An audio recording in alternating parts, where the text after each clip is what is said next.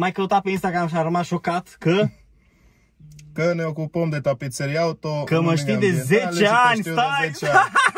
Ce-mi place de el, el sare de...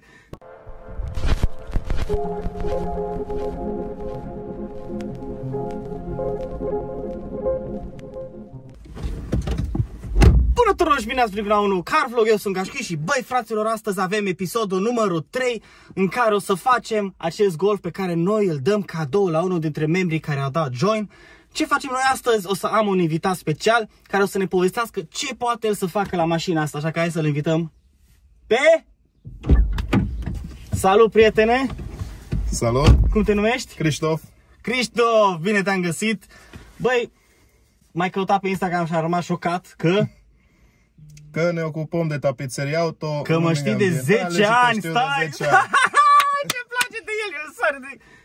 Inima mea bate pentru cașul. Deci el este Cristof, este un băiat super minunat și mi-ai spus că mă știi de 10 ani. Da. Și efectiv faci chestia asta, că-ți plac mașinile și din cauza mea ai pasiunea asta. Exact. Povestește-le acum un pic de când mă urmărești, de ce faci chestia asta și cu ce te ocupi tu și ce urmează să facem la mașina asta. Păi eu te urmăresc de 10 ani. Wow. De-aia am și zis că dacă mi-au o mașină o să o modific să arate bine. Că am și ai câteva mașini. Da. Are și un Seria 6 superb, așa-i? Da. O să facem vlog și cu ăla și mai ales vedeți că o să pun link-ul în descriere că face și vlog. Adică îl obligăm noi să facă car vlog, dar are un episod foarte mișto. Ce ai pățit cu mașina aia? Da, mi-am luat o țeapă cu el, dar dacă vor să vadă, vezi acolo pe canal. Nu-i bai, că o să pun în descriere link-ul de la vlogul ăla să vedeți efectiv ce a pățit băiatul. Acum spune-ne, ce putem face la mașina asta? Că noi am luat mașina, o restaurăm, o modificăm și o dăm cadou. Și chiar aveam nevoie că dacă vezi aici un pic e lăsat, e și normal, cam asta e singura problemă. În rest, uite ce bine arată mașina, nu-i zgâriată, uite butoanele, tot. E în stare foarte bună. Kilometri reali. De reacția celui care câștigă. Eu zic că o să fie omul... Eu încă nu pot să cred că facem chestia asta, gândește-te. Mai ales că o să-i punem și steluțe și stele pui! Wow! Centuri galbene. Îți dai seama că nu o să fie cu centurile alea? Galbene. Mamă, abia aștept. Ai emoții? Da. Lasă emoțiile aia că ne apucăm de treabă. Deci, plafon negru Alcantara, da. Stâlpi Alcantara, vopsit de elemente. Și ăștia? Da, și aia, și parasolarele. Wow! Și cu mânerele. Și mânerele alea le vopsim negre. Serios? Incredibil. Și cât timp o să-ți ia să faci chestia asta? Da, maxim 4-5 zile. Îți dau o săptămână. Bine. Și steluțele alea ce înseamnă? Câte vin puse? Cum o să arate? 800 de steluțe. Vai de capul meu, și la toate le faci manual. Zip, da, zip. Fiecare. Uai, ce muncă chinezească! Ești chinez? Stai. Nu-i chinez, dar... Măi, îmi place când cunosc oameni ca și tine. Fiindcă deja faci chestia asta din pasiune și nu neapărat pentru venit. Știi? Da. Adică când stai atâtea ore, bă, ești pe drumul cel bun. Mă bucur foarte mult că te-am cunoscut și ți-am zis și aseară când vorbeam, cine se aseamnă se adună, așa că lasă emoțiile că de astăzi nu mai scap, eu scar ăia. Odată ce m-am lipit nu mai scap de mine. Bine, hai să ne punem la treabă, o să vedeți cum desfacem, cum el lucrează și episodul ăsta e doar despre interior. Așa că ai venit fix la țanc, fiindcă aveam nevoie să facem ceva frumos și în interior, nu doar exterior. Kitul de golfer, jante, suspensie, deci efectiv mașina asta să fie atât de minunată încât o să vreau să o cumpăr înapoi de la câștigător. Hai să nu bătaie, cu ce ne apucăm? Ce desfacem prima oară? Plafon. Uite, desfac eu asta prima oară. Hai să dezasamblăm toată mașina.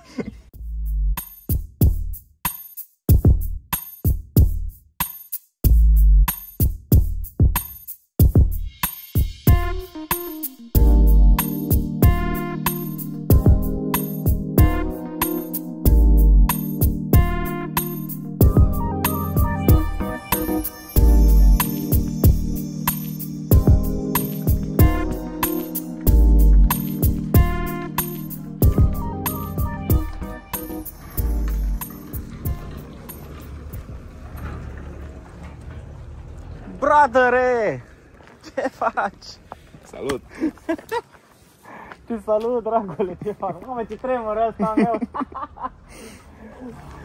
Ce faci, prietene? Terminați-mă în continuare cu tupeu. Ce faci? Da, am venit să facem golful ăsta șmecher. Ce facem cu el? Facem plafonul cu imitație de Alcantara, îi montăm un kit de plafon înstelat și centuri galbene. Vai, abia aștept să văd cum iese. Ia, hai să scoatem tot din mașină, că avem multe de scos. Așa. Ia uite, aici avem kitul de air. O să fie bombă, bombă, bombă. Ha? Ce zici? Tare, așa-i? Dă-mi o mașină cadou pe YouTube. Mamă, hai să ne apucăm de treabă. Ce trebuie să facem acum? Ce trebuie să facem? Trebuie să desfacem. Să ne apucăm. Hai să ne apucăm. Eu habar n-am ce trebuie să facem, dar băieții sunt profesioniști, așa că o să ne uităm la ei.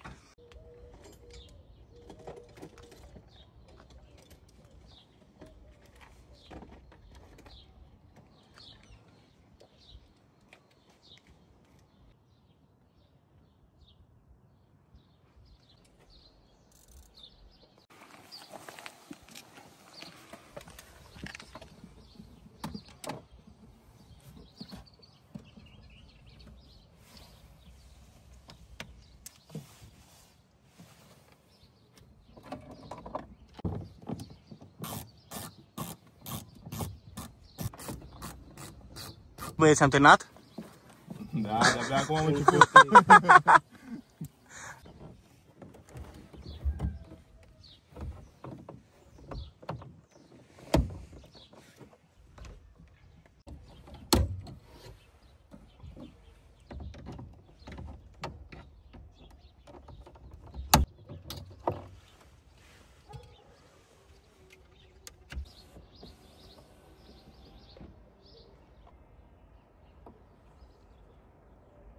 Cum merge, băieții?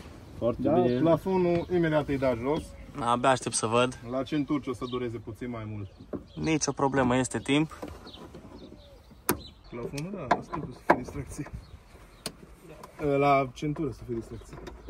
Te descurci tu, nu ești la prima centură pe care o dai jos. Clar.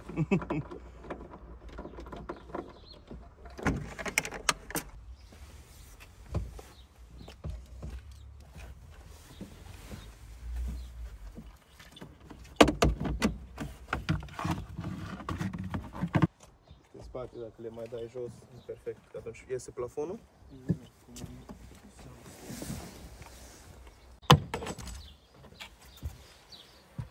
Succes!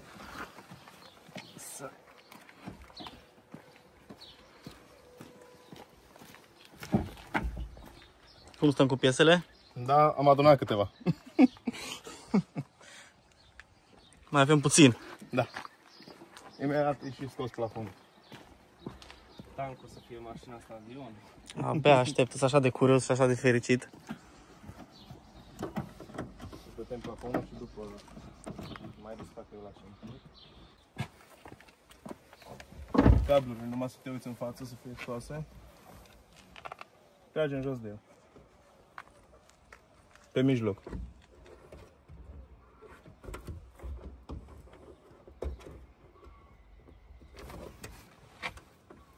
Acolo, că acolo e în clipsul numai. Așa.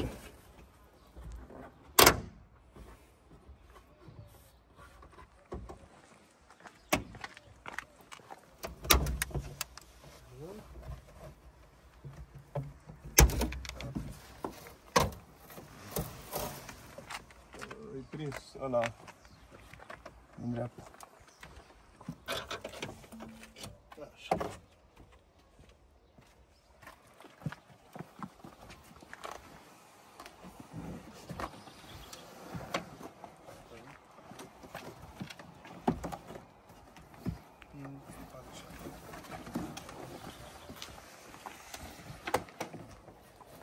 Dar de bani în interior.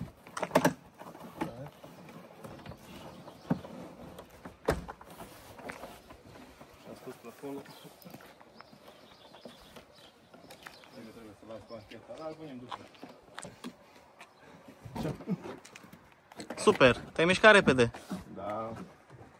Plafonul se dă ușor jos. Cum îi arată rău? Nu arată rău, așa-i? Nu, dar... O să prindă bine pe el.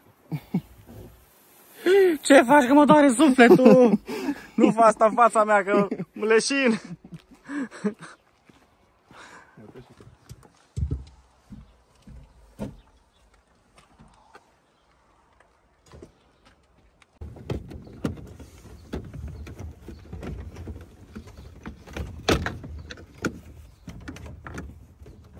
sfârșit? Da. Bun, haide, bă, că mă pun și demontez acolo centura.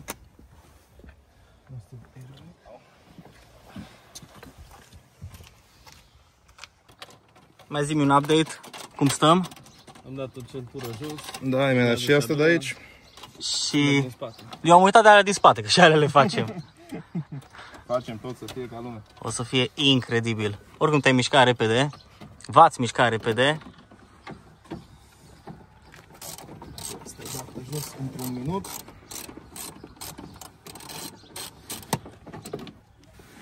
Curios cum o să iasă la sfârșit mașina cu tot pus pe el. Eu sunt curios cum o să iasă ce faci tu, că de restul știu că o să fie foarte blană.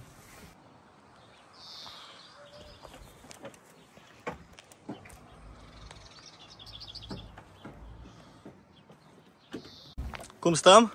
Da, acum mă uit cum să băgăm astea în mașină și am scos deja și centurile pe spate aproape. Super.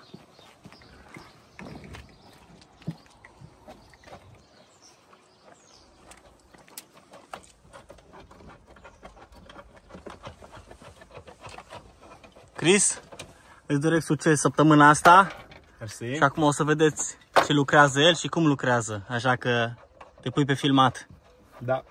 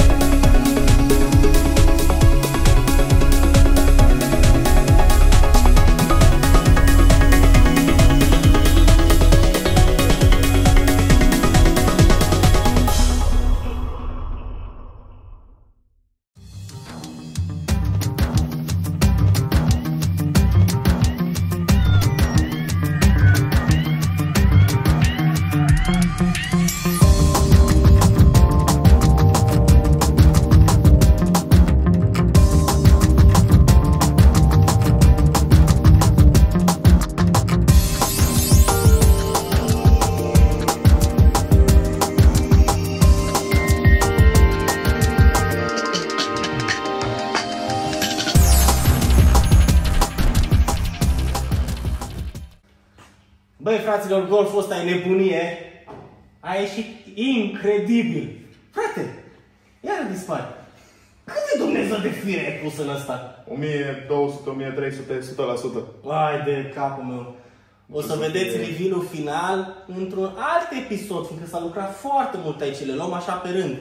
Mașina acum este la Preticar și vreau să le mulțumesc celor de la Preticar, vreau să le mulțumesc celor de la Sel Auto, vreau să-i mulțumesc la Răzvan Balaș de la AFS, vreau să-i mulțumesc la Iani Cauciuc, la Autonet și mai avem încă mulți parteneri, dar pe toți îi găsiți în descriere și cel mai important, dacă vreți să câștigați mașina asta pe care noi o facem și o dăm cadou, susțineți Gaju Kit cu un join, dar aveți toate detaliile acolo. Dar cel mai important, dacă ești pe Apple, trebuie să intri pe Safari, fiindcă Apple nu-și ia comision și atunci o scos butonul. Dacă ești pe Android, acum poți să intri să dai. Și da, cu orice nivel de membru.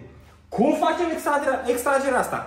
Clasic. O să scot efectiv la imprimantă toți membrii, o să-i băgăm într-un bol, o să-i amestecăm ca niște paste și scoatem numele, vă anunț și vin personal să vă aduc mașina asta. Așa că, mă băieți, pe data viitoare vă salutăm, pa, pa! Sute de cai, vezi că am decorat, vara asta nu s-a terminat. Uită-te ce-am realizat, mereu uniți, noi în spate nu ne-am dat. Să fie vară, seară de seară, seară de seară.